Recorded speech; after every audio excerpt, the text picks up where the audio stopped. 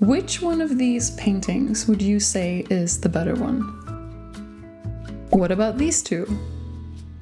Or these two?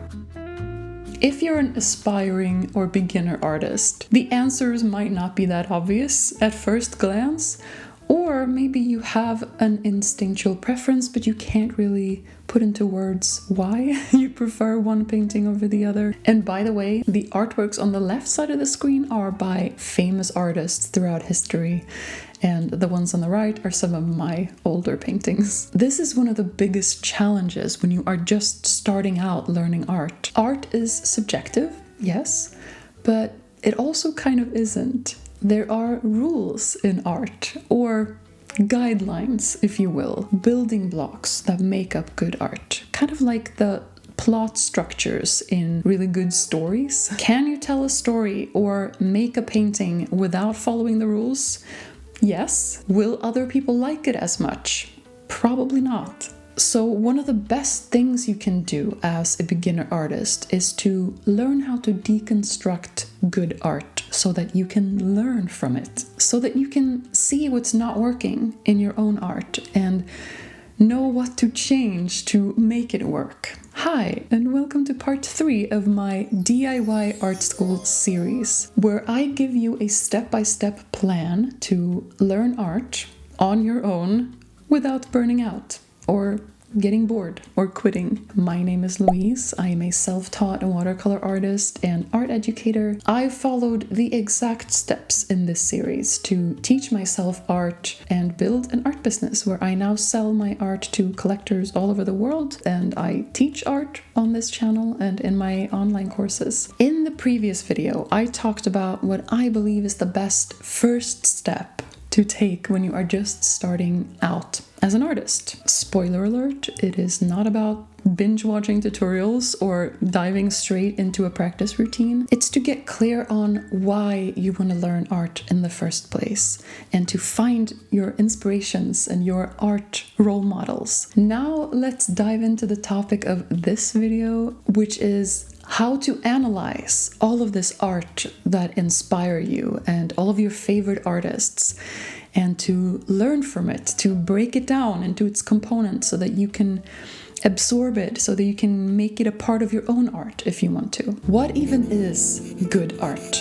When I first started studying art, I had pretty clear preferences about what kind of art I was drawn to. I pretty much knew right away if I liked a piece of art or not, but I couldn't really say why I liked or disliked something. If I made a drawing that I absolutely hated, I couldn't really say why I hated it. I just knew that it wasn't working. It didn't look like my favorite artist's drawings, and that often made me frustrated and a bit depressed. It's kind of like when you see a really amazing musician on stage and you are overwhelmed by their skill and their unique voice. What they are doing kind of looks like magic to you, something unattainable, something you will never be able to reach. And that can be very demotivating, right? Instead of being inspired by what they are doing, you just feel kind of jealous and bitter and hopeless. But if you can watch a performance, or in this case, a piece of art by someone you admire, and you can see, like, okay, they chose these colors because of X, Y, and Z, and they chose to include these elements in the painting, and they placed them like this, and they emphasized this detail over here, but not these things over here. When you can start to break down a piece of art like that, you can see the method in the madness. Because I assure you, even in art that looks really haphazard and chaotic, there is a method. There is something for you to learn there and to bring into your own art if you want to. Even though there is lots of room for personal opinion in art and breaking the rules, there are also techniques and fundamentals and conventions that professional artists use to create art that is successful, right? Art that sells or gets them hired or turns heads on the streets or on social media. There is a language in art. There are terms that can be used to describe art. And I don't mean the highbrow, poetic, vague gallery speak that art critics use. I mean really practical terms that artists use to analyze their own work and other people's work and to get better at the things they want to get better at. When you know these terms and fundamentals, you will be able to look at your own art and see what's working and what's not working. You will see your own strengths and weaknesses. You will know what tutorials to look for and what to practice in your art.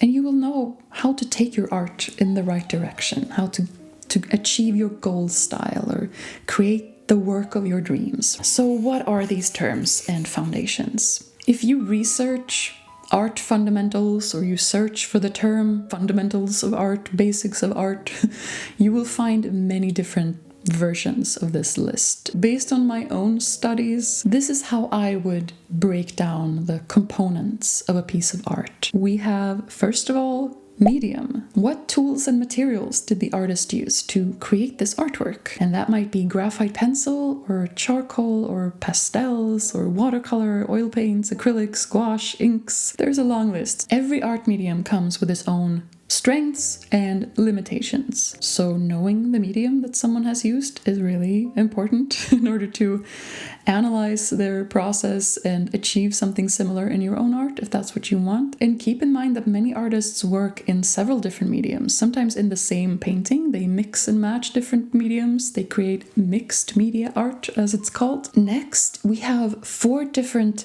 aspects of an artwork that we can look at when we analyze it, starting with composition, how things are arranged on the paper or canvas or screen, what elements are there and how are they placed, where is the focal point, like where does our eye travel first, is there a sense of movement in this image, does our eye travel in a certain path, is there balance in the piece or symmetry, or is it an unbalanced or asymmetrical composition, and so on. This is a very complex topic, so I'm just giving you this surface level description at this point. Next, we can look at line work. These are the lines and the contours of the artwork. All artists have their own way of drawing and painting shapes in their art.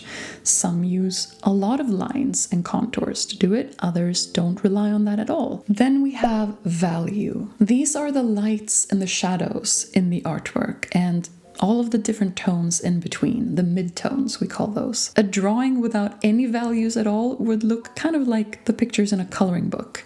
It would just be line work and no shading at all, right? Whereas an image that is entirely made up of values, which is how some artists work, might not have any line work at all. It would just be fields of color of different values. Then we have color. Color isn't relevant for all types of art, of course. There is no need to worry about color if all you're interested in is pencil art or charcoal art or ink art or just monochrome painting. That's when you're painting with only one color. There are 3 main ingredients that make up a certain color. The first one is hue. That's like the basic category of color, so blue, green, yellow. Then there is value, which is, again, the lights and the shadows, so how light and dark this color is. And finally we have saturation, and that's how bright and vibrant the color is.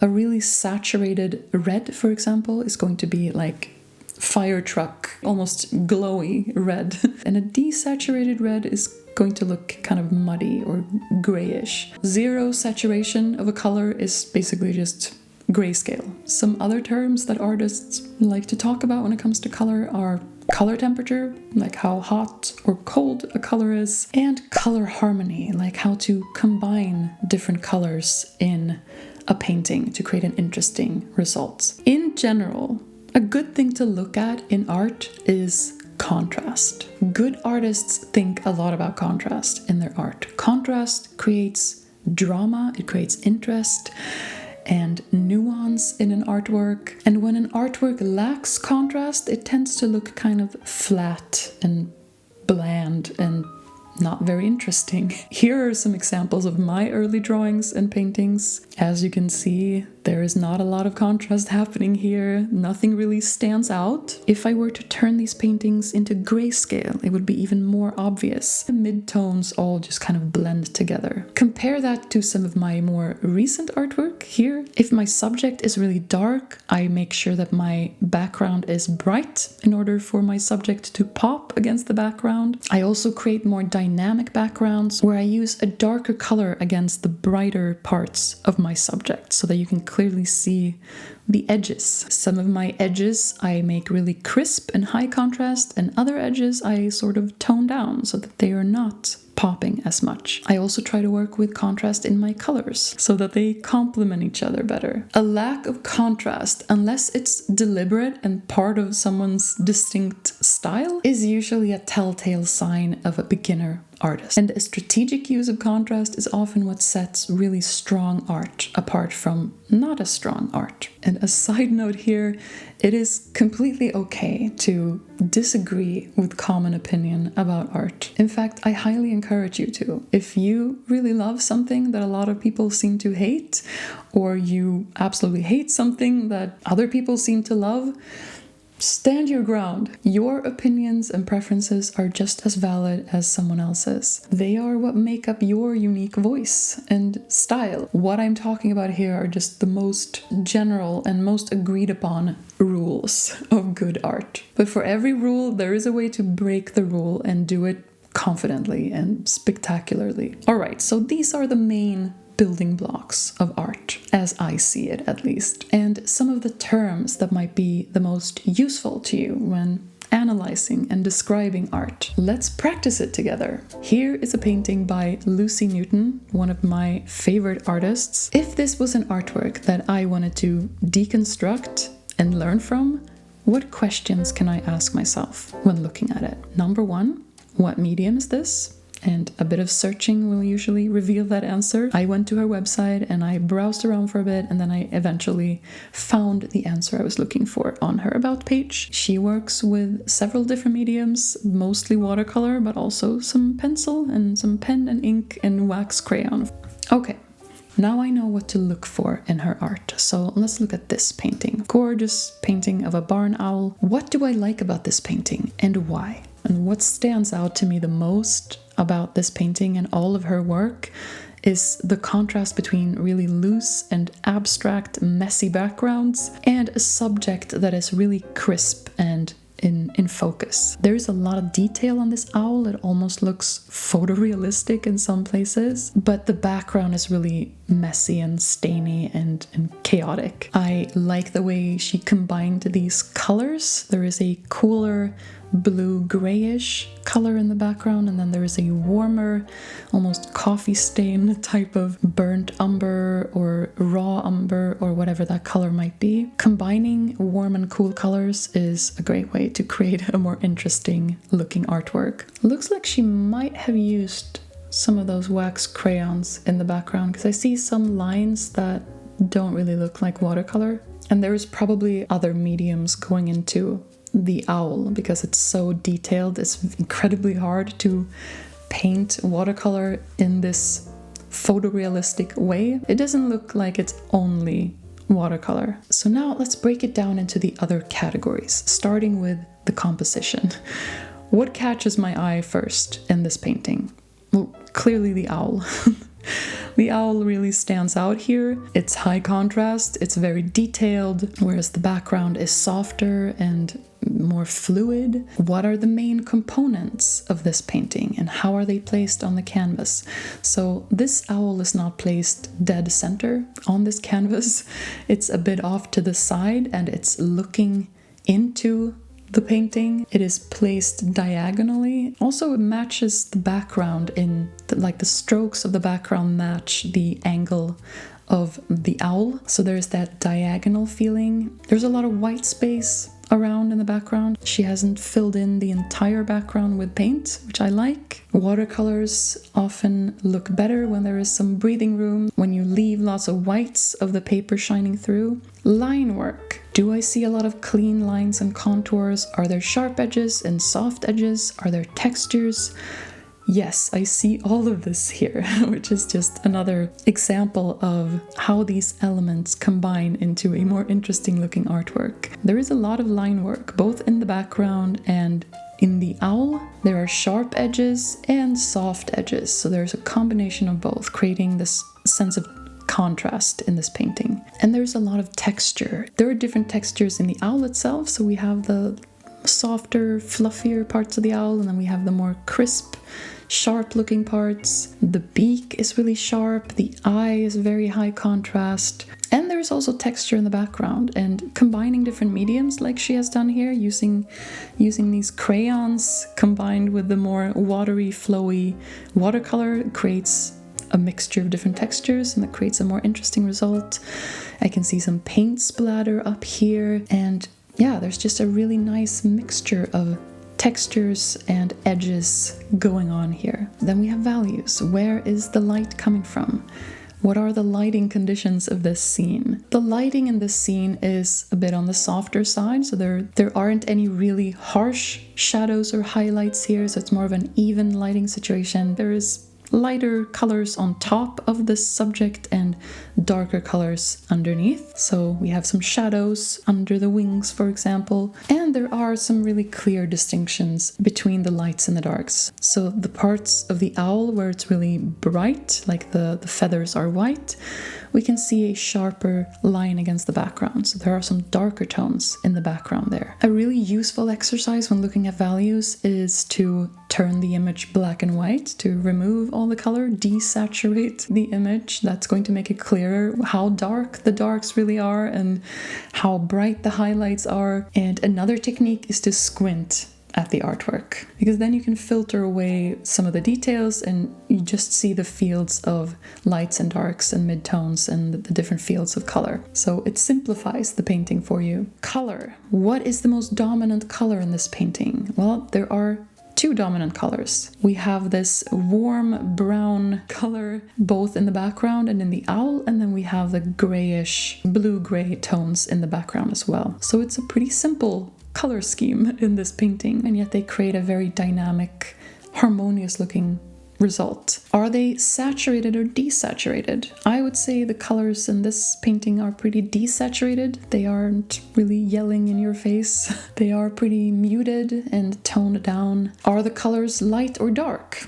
Well, there's a mixture. There are some darker tones of this gray, for example, and also some darker tones of the warmer colors on the owl. And we have some really washed out, bright looking parts. Sometimes I like to ask myself, if I were to recreate this painting, would I do anything differently? In this case, no, I would do it exactly like this. I think this is a perfect painting. But, you know, sometimes you have inspirational artworks that maybe only one aspect of the painting is what inspires you, and the rest you could kind of do without. So it's an interesting exercise as well to ask yourself, is there anything I don't like about this painting? Is there anything that I would change if I were to make this mine painting or do this in my style? Not all of these questions are going to be relevant for all types of art. Not all art has multiple colors. Not all art tells a story, for example. That is something that I would ask myself if I was looking at a scene with a lot of people in it, or like fantasy themed art where you can clearly see that there is a story in the artwork. I would absolutely spend time analyzing that as well. How is the artist telling the story? By the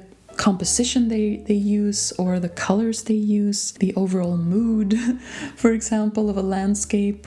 What kind of story does that tell? But in this case, it's just a really gorgeous painting of an owl on some kind of field or meadow. So there's not really a story. I guess it's an owl, and it's probably hunting mice or something.